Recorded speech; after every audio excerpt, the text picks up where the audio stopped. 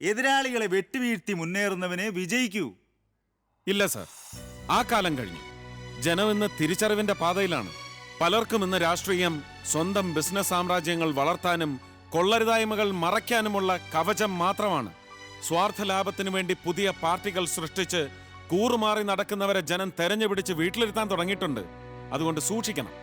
ജനങ്ങളെ മറന്ന് പ്രവർത്തിച്ചാൽ അവർ പ്രതികരിക്കും, ശക്തമായി തന്നെ. ആ ഒരു സംഭവത്തിന് ശേഷം മോഹൻകുമാർ എന്ന യുവ നേതാവിന്റെ വളർച്ച വളരെ പെട്ടെന്നായിരുന്നു. കഴിഞ്ഞ ജനറൽ ഇലക്ഷനിൽ മോഹൻ സ്ഥാനാർത്ഥിയായി തിരഞ്ഞെടുക്കപ്പെട്ടു. പക്ഷെ അന്ന് മോഹൻ എടുത്ത തീരുമാനം അക്ഷരാർത്ഥത്തിൽ എന്നെ ഞെട്ടിച്ചു. വേണ്ട സാർ, എനിക്ക് ഈ സീറ്റ് വേണ്ട. മോഹൻ എന്തു മണ്ടത്തരായി കാണിക്കുന്നത്? ഇവിടെ ഓരോരുത്തരും ഒരു സീറ്റ് കെട്ടാൻ വേണ്ടി എന്തെല്ലാം അഭ്യാസങ്ങളാണ് കാണിക്കുന്നത്. പാർട്ടിയെ വരെ വെട്ടിമുറിച്ച് ഗ്രൂപ്പുകൾ ഉണ്ടാക്കി. ഒരു MLAയും മന്ത്രിയൊക്കെ ആകുന്നത് എനിക്കും ആഗ്രഹമുള്ള കാര്യമാണ് സാർ. പക്ഷെ എന്നേക്കാൾ സീനിയോറിറ്റി അർഹതയുള്ള ഒരാൾ ഇവിടെ ഉള്ളപ്പോൾ എനിക്ക് ആ സീറ്റ് നൽകുന്നത് ശരിയല്ല സാർ. മോഹൻ ആരെയാ ഉദ്ദേശിക്കുന്നത്? Abraham sir. പാർട്ടിക്ക് വേണ്ടി അഹോരാത്രം പണിയെടുക്കുന്ന ആ നല്ല മനുഷ്യനെ നമ്മൾ വിസ്മരിക്കരുത് സാർ. മോഹനെ പോലെയുള്ളവരാണ് നമ്മുടെ പാർട്ടിയുടെ ശക്തി, വരും തലമുറയുടെ പ്രതീക്ഷ. I am proud of U.